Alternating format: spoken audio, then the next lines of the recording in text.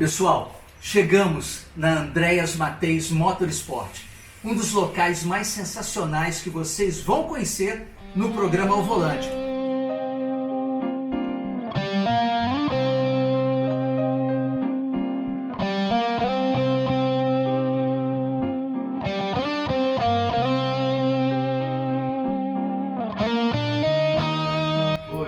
Caramba, que prazer, cara. Andréas! Que legal! Que bacana te encontrar, que bom!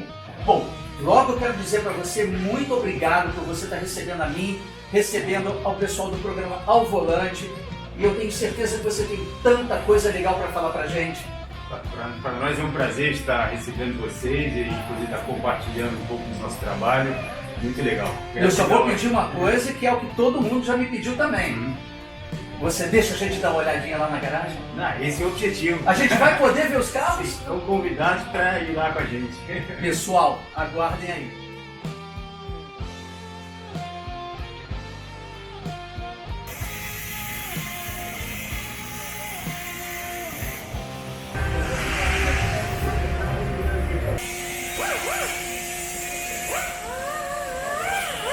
Andréas, muito obrigado por você estar me realizando um sonho, matando uma saudade, que está de novo dentro de uma oficina de carros de competição. Então, como você havia me explicado, o carro é uma gaiola e esse ano ele vai receber algumas peças originais que vêm de fábrica, é isso, né? Então a gente está aqui de frente para a lateral de um GM de um Cruze, é isso? Esse aqui no caso é a lateral do Toyota. Ah, esse é o do Toyota? Estamos montando um Toyota e um GM nesse momento. Vocês estão trabalhando com os dois carros ao mesmo tempo? Dois carros ao mesmo tempo. Ah, ok. Então essa aqui é a lateral do Toyota. Sim. Aquele ali é o teto do Toyota.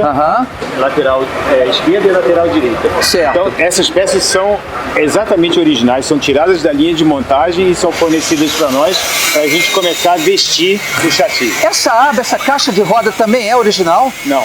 As caixas de roda elas são maiores porque o pneu do Stock Car é um pneu bem maior do que do carro de corrida. Certo. Mas depois que ele tiver com a vestimenta completa, ele não vai ficar tão agressivo como ele está aparecendo aqui. Então o regulamento permite que você faça essa alteração nessa lateral que veio da fábrica, justamente para cobrir uma necessidade que o carro de competição tem, que é justamente do pneu mais largo, né, do pneu de competição, pneu slick. Exato. Agora, tanto para o Toyota quanto para o GM, ambos vão receber teto e vão receber as laterais de fábrica. Exatamente. Que legal. As portas e as tampas traseira e dianteira, elas são idênticas às de fábrica, só que o material é um material compósito. Mas a pessoa olhando vai achar que é mesmo. Quem é que faz? Vocês aqui também trabalham com fibra de carbono, Kevlar, vidro, essas coisas? A gente faz recuperação em caso de acidente, sim, mas essas peças são fornecidas por um terceiro.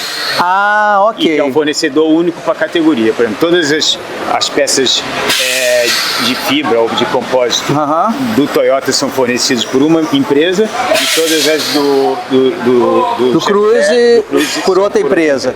Bom, agora eu quero mostrar para vocês, e é o André que vai mostrar, a gaiola, aonde isso daqui vai ser anexado. Vamos lá ver? Vamos lá.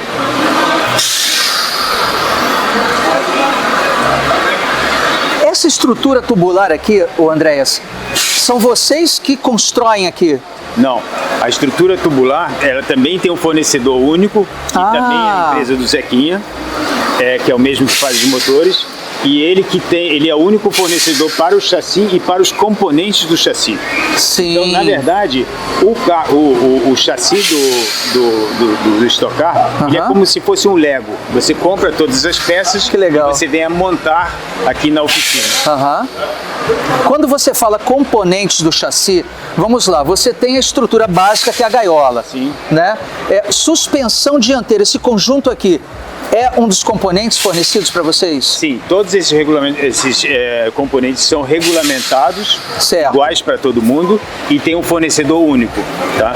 Então a gente somente faz a montagem desses componentes e os ajustes necessários entre a carroceria e o chassi. Por exemplo,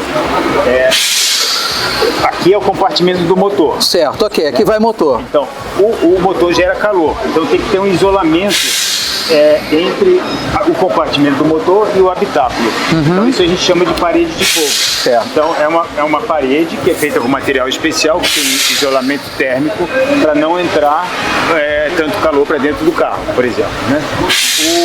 O tanque de combustível, ele também é um tanque que é regulamentado e ele é um tanque de segurança que tem uma caixa de carbono que é extremamente resistente.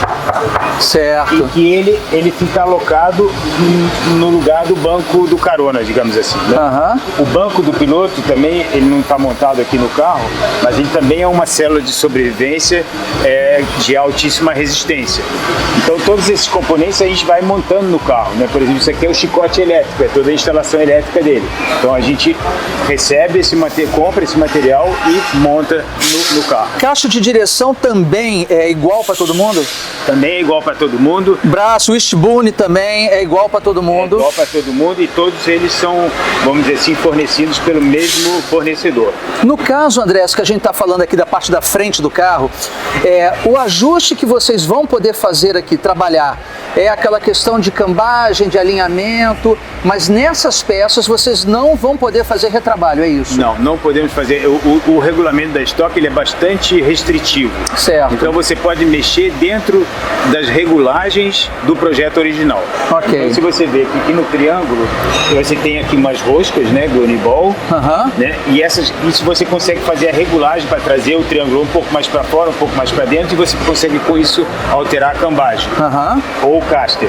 Então esses recursos de regulagem aqui, por exemplo, você regula a altura do carro. Você pode usar essas regulagens à vontade. Certo. Você não pode criar outros recursos. Você tem que se restringir perfeito. aos recursos originais do projeto. Hoje você diria que o carro desse jeito, ele estaria pesando quanto essa estrutura básica? Sem a carroceria? Sem a carroceria, sem motor. Como ele está aí agora? Olha, eu sei que a gaiola pelada, ela pesa 220 quilos. 220 quilos só a estrutura tubular? A estrutura tubular. E aí, sei lá, o motor deve pesar uns 150 ou 180 quilos, que é um motor V8, mas hoje em dia bloco e cabeçote tudo de alumínio. O câmbio é relativamente pesado, também deve pesar uns 80 a 90 quilos. E eu realmente nunca pesei. No final de tudo, qual é o peso mínimo que o carro precisa ter? Ele é em torno de 1.300 quilos. 1.300 quilos? Já com o piloto em final de corrida, ou seja... Em condição de marcha, com todos os fluidos, com o piloto com a sua indumentária completa? Não, em condição de marcha seria se você tivesse tanque cheio e os fluidos completos. Certo. Como os carros são verificados ao final da corrida... Ao final da corrida você tem que chegar no peso mínimo. Ok. Né? Então, ele nesse momento já está com bem pouco combustível, quase nada, e com o remanescente de fluidos. Você não pode repor nenhum fluido. E deixa eu te perguntar uma coisa. É possível para o piloto, durante a corrida, ele alterar as regulagens da suspensão dianteira e traseira? Então, ele tem o recurso de ajuste das barras estabilizadoras, né? Que são a barra dianteira e a barra traseira. Ela tem 5 pontos de regulagem. Então, com isso, ele consegue interferir no balanço do carro. Ou seja, se o carro, por exemplo, está saindo de frente, ele consegue amolecer a barra dianteira e endurecer a barra traseira. Enquanto ele está lá dirigindo, enquanto está correndo. Tem 2 alavancas nas quais ele pode mexer. E tem outra ferramenta que ele tem, que é a balança do freio. Então o freio, ele tem uma distribuição do seu poder de frenagem do eixo dianteiro em relação ao eixo traseiro. Só que quando os pneus vão desgastando, o carro vai ficando com menos combustível e tal, ele tem necessidade de fazer um ajuste para ele continuar com a maior capacidade de frenagem. E aí ele tem um sistema dentro do carro que ele consegue jogar o balanço mais para frente ou mais para trás. Isso tudo, essas modificações que o piloto está fazendo durante a corrida, não é uma viagem do piloto, é uma necessidade que ele tem para manter o carro com aquela performance, para que ele possa chegar ao final, claro, da melhor maneira possível, de preferência na frente. Isso, sem dúvida alguma. Para ele poder, vamos dizer, isso são ferramentas que ele tem dentro do carro para otimizar a performance dele momento a momento na pista. Todos os pilotos têm essa disponibilidade? Têm a mesma disponibilidade. Vamos dar uma olhadinha ali na traseira? Vamos. Vem cá.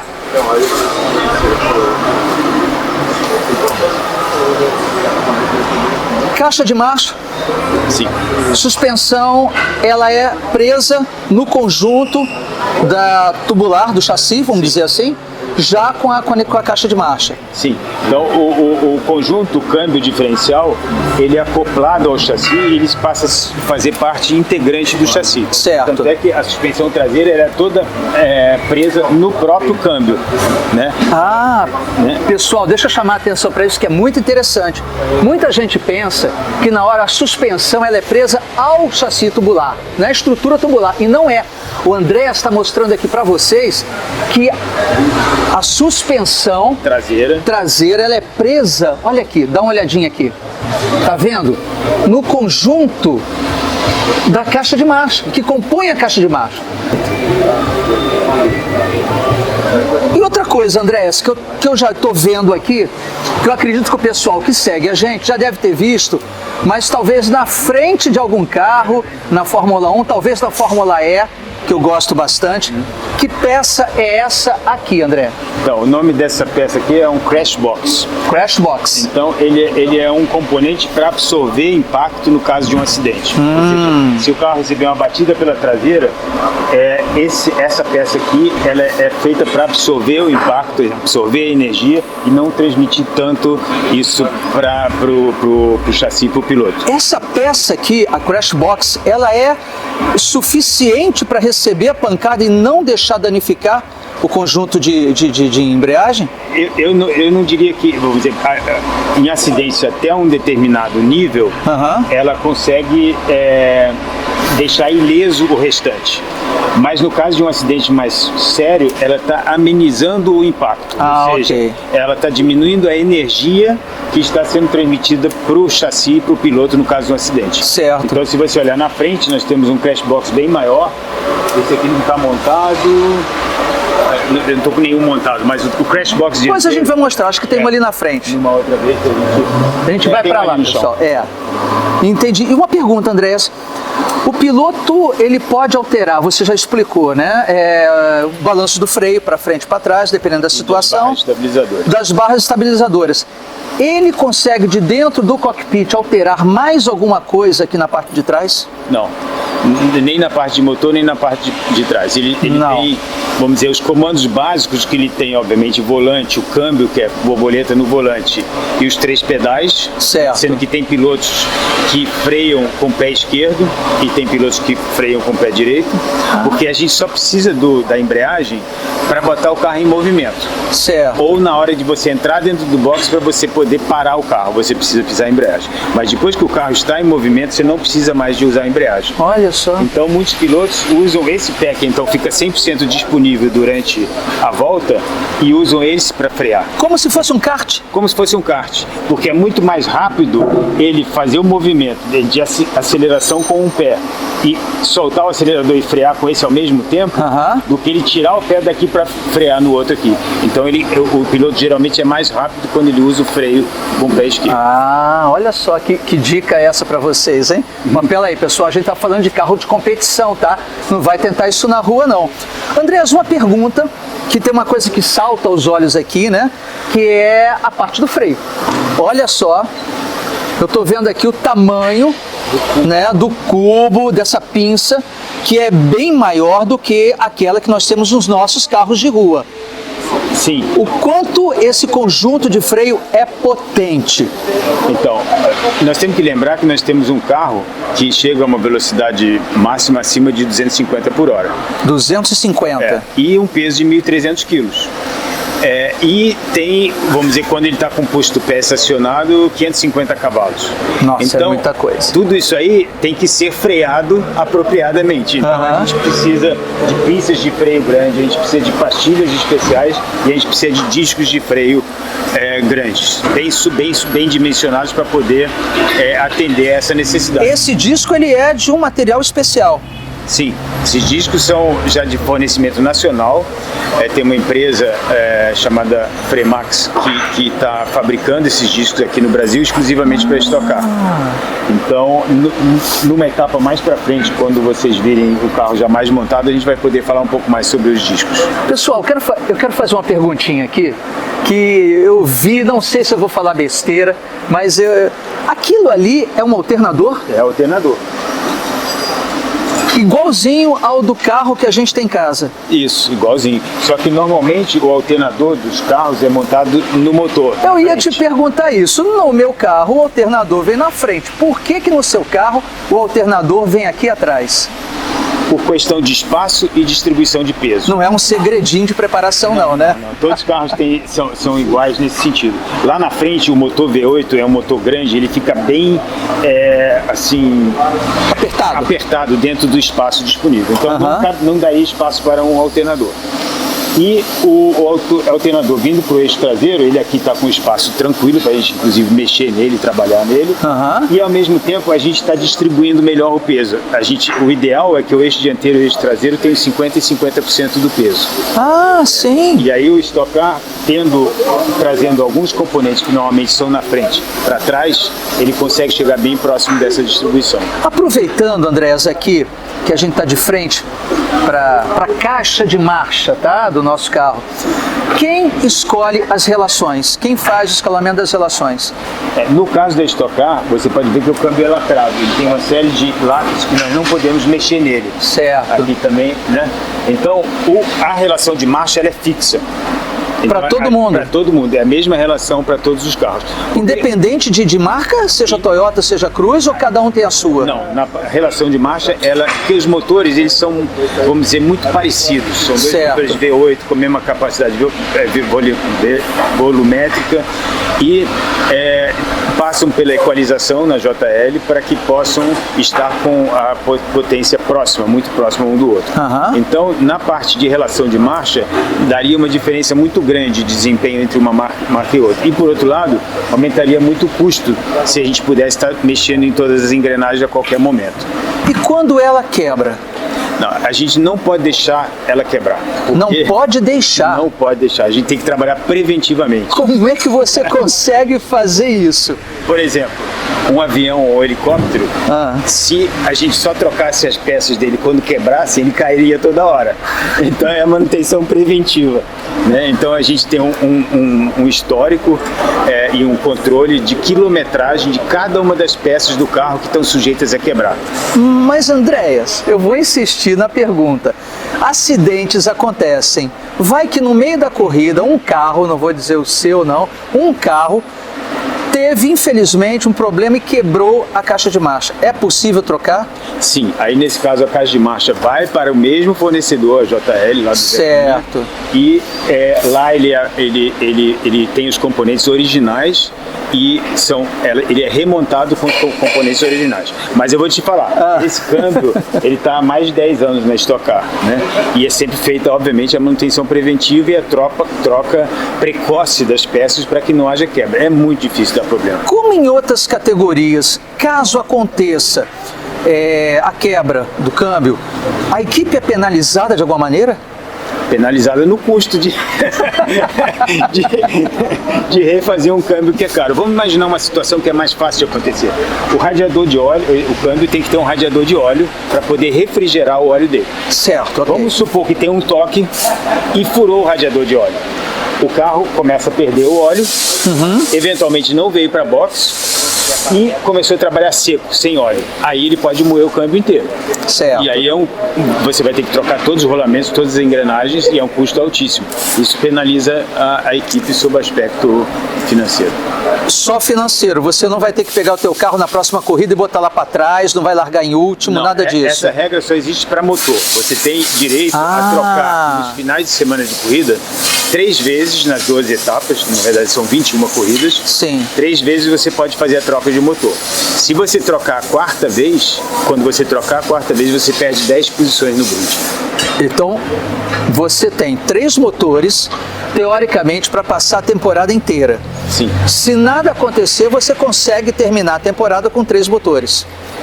Deixa eu te explicar melhor. Nós temos 3 motores para 2 carros. Para 2 carros, então, certo. Cada carro tem um motor e nós temos um motor reserva. Um reserva, perfeito. Esse motor reserva, ele pode substituir ou esse 3 vezes durante a temporada. Ou seja, o piloto está falando, não tem desempenho, olha nos dados, por um motivo ou outro não está tendo desempenho, tira esse motor fora e bota o motor reserva.